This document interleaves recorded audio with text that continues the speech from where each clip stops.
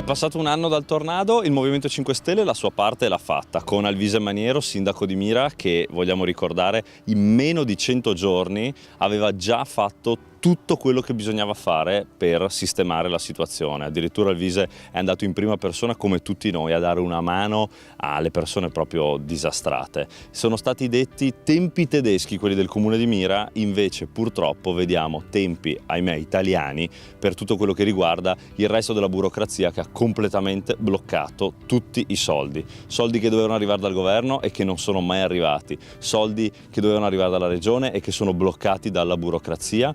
Doveva essere dato il taglio delle tasse, doveva essere bloccate tutte quelle che erano le tasse per chi era stato colpito dal tornado. Vediamo qui gli effetti devastanti che ci sono stati e tutto ciò è rimasta solo lettera morta, sono rimaste parole purtroppo di fronte a una popolazione che possiamo vedere qua, quello che è successo, è stata colpita veramente nell'anima, nel corpo e proprio nella devastazione che è avvenuta.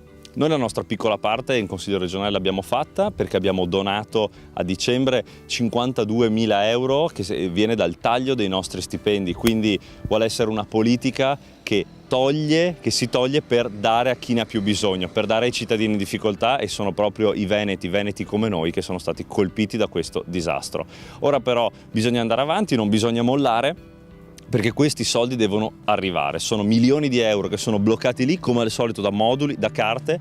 Noi siamo contro la burocrazia ed è proprio per questo che la combattiamo ogni giorno in tutte le sedi, e quindi questo anniversario ci fa venire ancora più voglia di andare a sbloccare questa situazione facendo la nostra parte, che abbiamo già fatto ma vogliamo fare di più per risolvere immediatamente.